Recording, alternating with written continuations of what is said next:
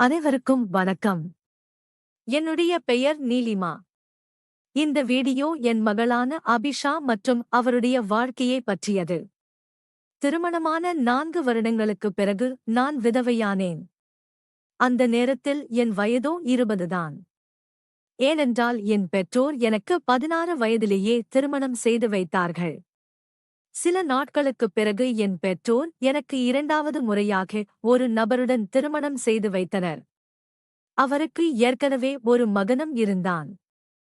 எனக்கும் ஒரு மகள் இருந்தாள். நாங்கள் இருவருமே ஒரே மாதிரியாக இருந்தோம். இதனால்தான் நாங்கள் திருமணம் செய்தும் கொண்டோம். அவரது மகன் என் மகளை விட 1 வயது இளையவன். அவரது மகனின் பெயர் ஆகாஷ். என் மகனின் பெயர் அபிஷா.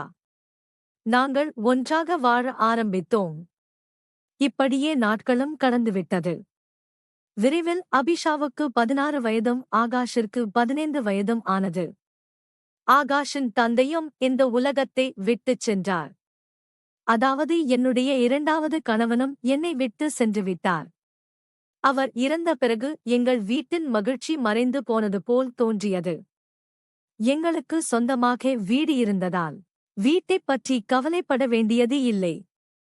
ஆனால் வீட்டு செலவுகளுக்கு என்ன செய்வது என்று யோசித்து வீட்டின் ஒரு அறையை கடையாக மாற்றிவிட்டோம். இப்பொழுது 2 குழந்தைகளையும் ஒரே அறையில் தூங்க ஏற்பாடு செய்தேன். அறையில் ஒரு கட்டிலில் மெத்தை மட்டுமே இருந்தது. 2 பேருக்கும் அது போதுமானதாக இல்லை. அதனால் நான் என் படுக்கையை சமையல் அறையில் வைத்துவிட்டேன். பிறகு ஒவ்வொரு நாளும் என் மகன் என் மகளின் அறையில்தான் தூங்குவான்.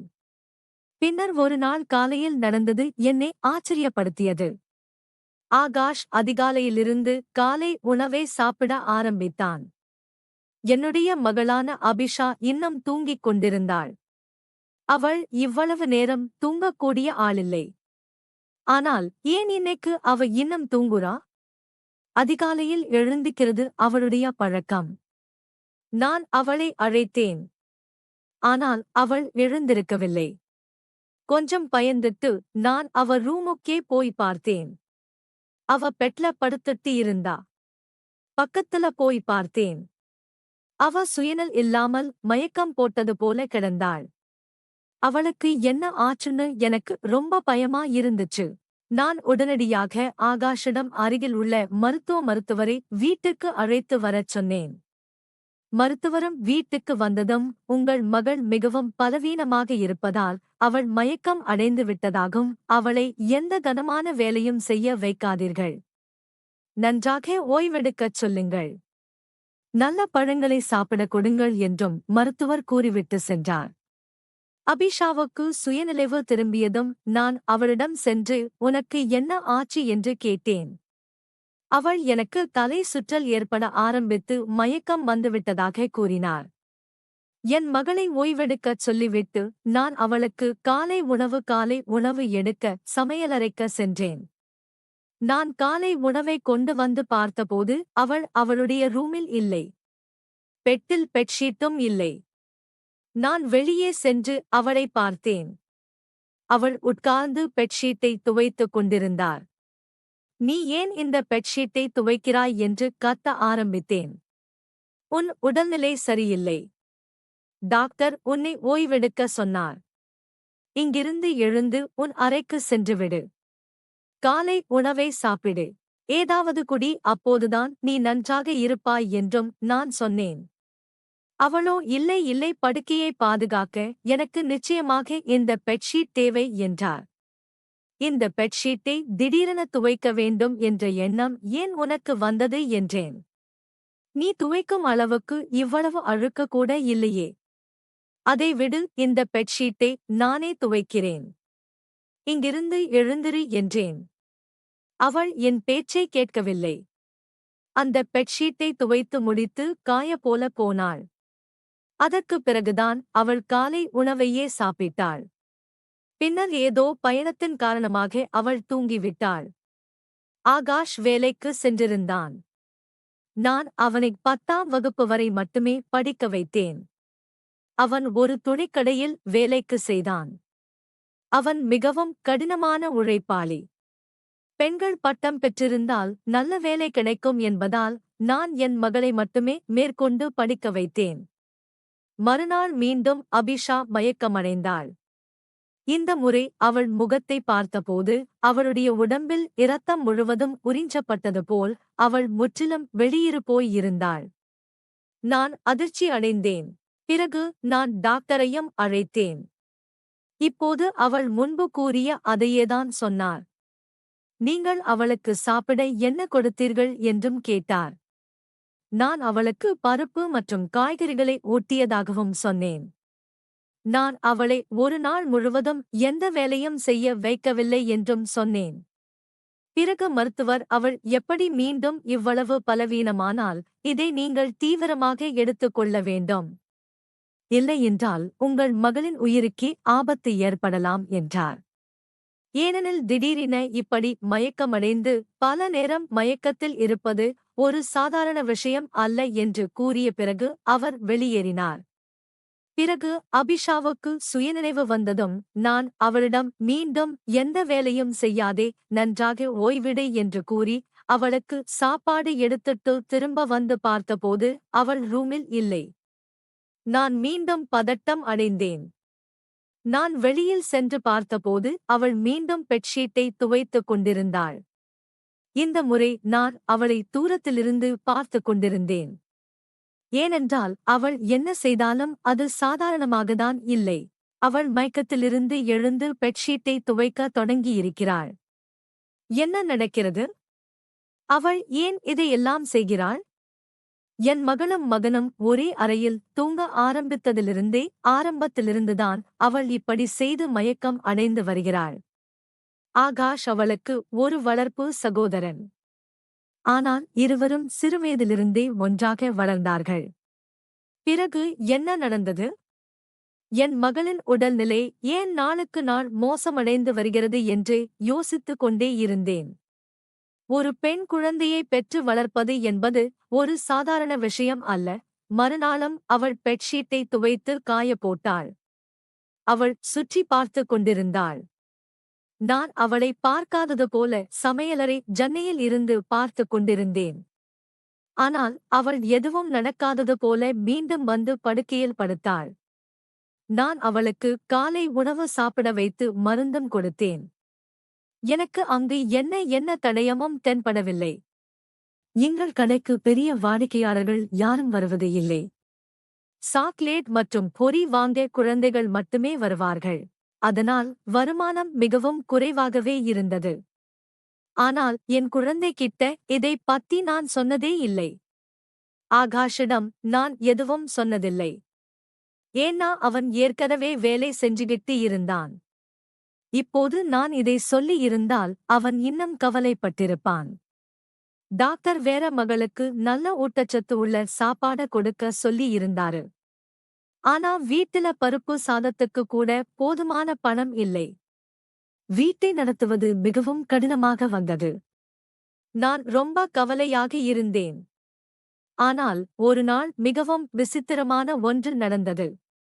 என்னுடைய மகன் ஆகாஷ் மற்றும் அபிஷா ஏதோ ஒன்றை பற்றி பேசுவதை நான் கேட்டேன். அது எனக்கு சரியாக புரியவும் இல்லை. என் மகனிடம் சொன்னான், நீ ஏற்கனவே உன் உடல்நிலையை கெடுத்துவிட்டாய். நீ இவ்வளவு பிரச்சனைகளை சந்திக்கிறாய் என்றால் இதையெல்லாம் நம்மால் செய்ய முடியாது. என் மகள் சொன்னால், இல்லை, நான் இதை சமாளித்துக் கொள்கிறேன். இது போன்ற வாய்ப்புகள் நமக்கு மீண்டும் கிடைக்காது. இதெல்லாம் நடக்கும் என்று எனக்கு எப்படியும் தெரியும். என் மகன் இப்போது உனக்கு தெரியுமல்லவா? இனி நான் உன் உயிரை பணயம் வைக்க முடியாது என்றும் சொன்னான். பிறகு என் மகளோ, இல்லை, இன்னும் 2 நாள், 2, 3, 4 வாரங்கள்தான் ஆகும். அதன் பிறகு நமக்கு இந்த வாய்ப்பு கிடைக்காது என்றும் சொன்னான். இந்த இருவருமே என்ன பேசிக் கொள்கிறார்கள் என்பதை என்னால் புரிந்து கொள்ள முடியவில்லை. பின்னர் ஒரு நாள் என் நெஞ்சை பதற வைக்கும் காட்சியை நான் பார்த்தேன். அதிகாலையில் என் மகள் பெட்ஷீட்டை மீண்டும் துவைத்தாள். பின்னர் ஒரு பக்கமாக நின்று வாந்தி எடுக்கவும் ஆரம்பித்தாள். திடீரென்று என் இதயம் கலங்கியது. நான் அவளிடம் சென்று, நீ என்ன இப்படி செய்கிறாய்? ஏன் பெட்ஷீட்டை மீண்டும் மீண்டும் துவைக்கிறாய்? நீ என்னிடமிருந்து மறைக்கிறாய்? நீ எனக்கும் உனக்கும் தீங்கு விளைவிக்கக்கூடிய ஏதாவது செய்துவிட்டாய் என்று எனக்கு தெரிந்தால் என் மரியாதை போய்விட்டால் நான் உன்னை ஒருபோதும் மன்னிக்கவே மாட்டேன் என்று சொன்னேன். என் மகள் அதிர்ச்சி அடைந்தாள். அவள், அம்மா, நீ என்ன மாதிரியான விஷயங்களை சொல்கிறாய்? நான் ஏன் இப்படி செய்யணும்? அந்த பெட்ஷீட் நனைஞ்சு போச்சு. அதனாலதான் அதை எடுத்து துவைக்கிறேன். உனக்கு தெரியுமா? நான் பல நாட்களாக மருந்துகளை உட்கொள்வதால் என் வயிறும் புண்ணாகி எரிச்சல் அடைகிறது. நான் வாந்தி எடுத்தால் அது வேறு எதையும் குறைக்காது. என்னுடைய மகள் என்னிடம் இப்படி பேசிக் கொண்டிருந்தாள். எனக்கு கோபம் வந்து நான் அவள் முகத்தில் அறைந்தேன். அவள் தரையில் விழுந்தாள். திடீரென ஆகாஷ் வந்தான். அவன், அம்மா, என்ன பண்றீங்க? ஏன் அவ மேல கையே ஓங்குனீங்க என்றும் கேட்டான். நான் அவனிடம், ஆமா, ரொம்ப நாளைக்கு முன்னாடியே இதை செஞ்சிருக்கணும் என்று கூறி அங்கிருந்து கிளம்பினேன். இப்போது என் மனசுல என்ன நடந்திருக்கும்னு எனக்கு தெரியல. நான் சொல்லக்கூடாதைதான் சொல்லிக் கொண்டிருந்தேன். திடீரென இரவில் எனக்கு முழிப்பு வந்தது. என் குழந்தைகளின் அறையின் விளக்கு எரிவதையும் நான் கண்டேன். இந்த நேரத்தில் அவர்கள் என்ன செய்து கொண்டிருக்கிறார்கள்? இந்த நேரத்தில் அவர்கள் தூங்கிக் கொண்டிருக்க வேண்டுமே என்று சீக்கிரம் தூங்குவோம் என்று அவர்களிடம் சொன்னார்கள். நான் அறைக்கு அருகில் சென்றபோது அவர்கள் விழித்திருந்தது மட்டுமல்லாமல் பேசிக்கொண்டும் இருந்தார்கள். அவர்கள் ஏதோ ஒன்றை பற்றி மிகவும் மகிழ்ச்சியாக இருந்தார்கள். ஆகாஷ், நீ மிகவும் அதிர்ஷ்டசாலி என்று சொல்லிக் கொண்டிருந்தாள். அபிஷா, ஆம், நான் அதிர்ஷ்டசாலிதான். ஆனால் நாளை மீண்டும் என் உடல்நிலை மோசமடையும் போதே என் அம்மா என்னை பார்த்ததும் மிகவும் வருத்தப்படுவார் என்று சொல்ல ஆரம்பித்தாள். அதற்கு ஆகாஷ், எவ்வளவு நாளைக்குதான் இப்படி போய் சொல்ல முடியும்? இன்னும் கொஞ்ச நாள் காத்திருப்போம். அப்புறம் எல்லாமே சரியாயிடும் என்றான். அவர்கள் சொன்ன வார்த்தைகளை கேட்டு நான் அதிர்ச்சி அடைந்தேன். இன்று என்னை கட்டுப்படுத்த முடியவில்லை. நான் அறையின் கதவை திறக்க முயன்றேன். அதிர்ச்சி அடைந்தேன். ஏன் அவர்கள் கதவை உள்ளே இழுத்து பூட்டினார்கள்?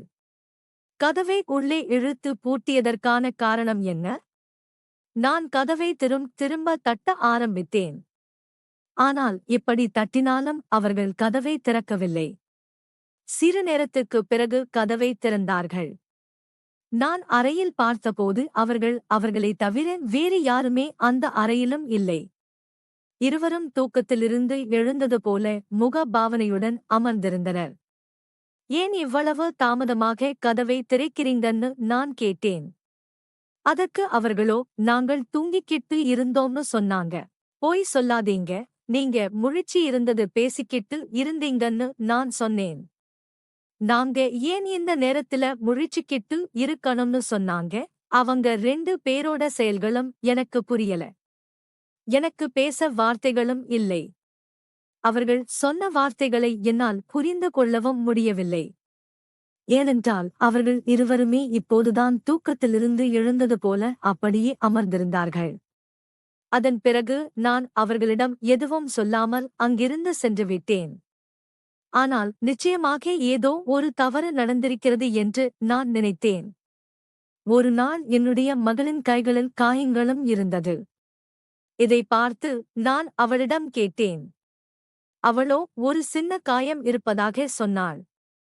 ஆனால் காயங்கள் கையில் இல்லை, விரலில் உள்ளன. என் மனதிற்குள் ஏதோ இருக்கிறது. அதை என்னால் புரிந்து கொள்ளவும் முடியவில்லை. அவள் அதை மறைத்து வைத்திருந்தாள். சில சமயங்களில் அவள் மயக்கமும் அடைவாள். சில சமயங்களில் அவள் உடலில் விசித்திரமான அடையாளங்களும் இருந்தன.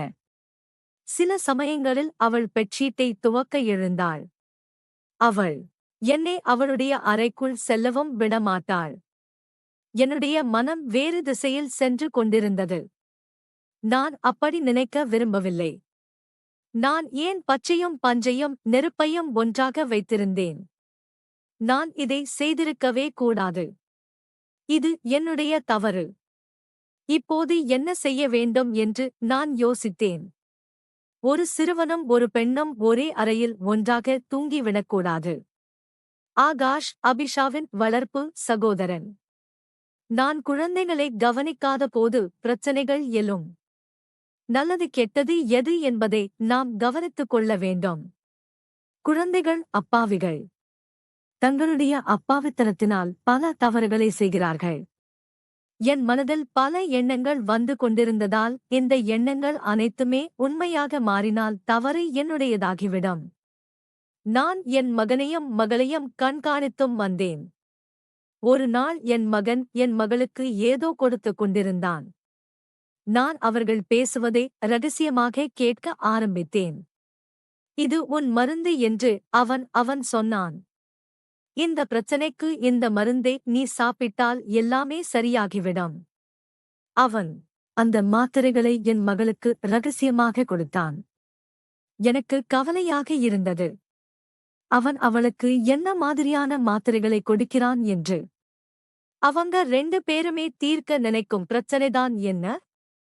இந்த மருந்து எனக்கு ஏன் வித்தியாசமாக இருந்துச்சுன்னு எனக்கு புரியல. என் மகளுக்கு உடனே அந்த மருந்துகளை வாங்கி மறைச்சு வச்சிட்டாள். என் மகன் இரவு தூங்குவதற்கு முன்னாடி இதை எடுத்துட்டு போ, அப்புறம் மறுநாள் உனக்கு மயக்க மறவே வராதுன்னு சொன்னான். 2-3 நாட்களுக்கு என் மகள் உண்மையிலேயே மயக்கமடையவில்லை. ஆனால் அதன் பிறகு ஒருவேளை அவளுடைய மாத்திரைகள் தீர்ந்து போயிருக்கலாம். ஒரு நாள் கழித்து அவள் மீண்டும் மயக்கம் அடைந்திருந்தாள். என் மகனும் வீட்டில் இல்லை. அதனால் நான் சூழ்நிலையை பயன்படுத்திக் கொள்ள நினைத்தேன். நான் மிகவும் புத்திசாலித்தனமாக என் மகளின் கீழிருந்து அந்த பெட்ஷீட்டை இழுத்து சரியாக கட்டி என் அறைக்கு கொண்டு வந்தேன்.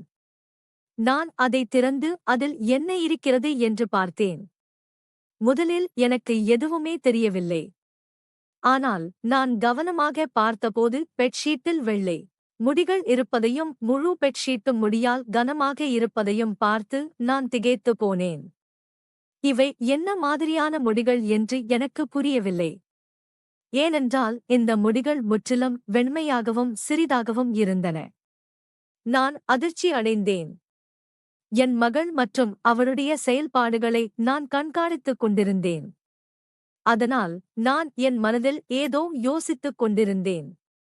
ஆனால் நான் எந்த முடிவுக்கும் வரவில்லை. அதற்குள் என்னுடைய மகள் நான் அந்த பெட்ஷீட்டை பார்த்ததை அறிந்தாள். அதனால் அவள் என் அருகில் வந்து அமர்ந்தாள். பதட்டமாக தோன்றவும் ஆரம்பித்தாள். அதன் பிறகு நான் அவளிடம் என்ன விஷயம், ஏன் பதட்டமாக இருக்கிறாய் என்று கேட்டேன். அதற்கு அவள் அம்மா அந்த பெட்ஷீட் எங்கே என்று கேட்டாள். நான் அவளிடம் எதையுமே சொல்லவில்லை. அவள் என்னை விட்டு போகவும் ஆரம்பித்தாள். பிறகு நான் அவள் கையை பிடித்து இழுத்தேன். நான் எல்லாவற்றையும் பார்த்தேன். பெட்ஷீட்டில் என்னவெல்லாம் சிக்கி இருக்கிறதோ அதையெல்லாம் என்னவென்று சொல். நீங்கள் என்ன மறைக்கிறீர்கள்? நான் மிகவும் வருத்தமாக இருக்கிறேன். என் மனதில் மிகவும் சோகமான எண்ணங்கள் தோன்றுகின்றன என்றேன். அவள் என் அருகில் அமர்ந்து அம்மா, நீங்கள் நினைப்பது தவறு என்றும் சொன்னாள். உண்மையிலேயே இந்த வீட்டின் நிலை நன்றாக இல்லை என்பதை நாங்கள் பார்த்தோம். வீட்டின் கடையும் சரியாக இயங்கவில்லை. சகோதரனும் அதிக பணம் சம்பாதிக்கவில்லை. நாங்கள் செய்யக்கூடிய எந்த வேலையும் எங்களுக்கு கிடைக்கவில்லை. பின்னர் சகோதரனின் நண்பர் அவனுக்கு ஒரு வேலை கொடுத்தார். அவர் 3 முதல் 4 வரையிலான பாரசீக பூனைக்குட்டிகளை வைத்திருந்தார். ஆனால் அவற்றை பராமரிப்பது அவரது சக்திக்கு அப்பாற்பட்டது. எனவே அந்த பூனைக்குட்டிகளை பராமரிக்கும் வேலையை அவர்கள் எங்கிடம் கொடுத்தார். மேலும் அந்த வேலைக்கு அவர் நிறைய பணமும் கொடுத்தார். உண்மையிலேயே சகோதரனும் நாள் முழுவதும் அங்கே இருப்பார். ஆனால் இரவில் சகோதரனும் ஓய்வெடுக்க வேண்டியிருந்தது. அதனால் அவன் அந்த பூனைக்குட்டிகளை அறைக்குள் கொண்டு வந்து விடுவான். நான் அவற்றை பராமரிப்பேன். அதனுடைய முடி பெட்ஷீட்டில் ஒட்டிக் கொண்டிருந்தது. காலையில் நான் அவற்றை சுத்தம் செய்வேன். ஏனென்றால் உங்களுக்கு இது போன்ற விஷயங்கள் பிடிக்காது என்று எங்களுக்கு தெரியும். பின்னர் பூனைக்குட்டிகளால் எனக்கு அலர்ஜி இருப்பதாக தெரிய வந்தது. அதனால்தான் காலையில் மயக்கம் வருவதும் வழக்கம். ஆகாஷ் எனக்காக கொண்டு வந்த மருந்துகளும் இதற்காகத்தான். அதனால் என் அலர்ஜியும் குறையும்.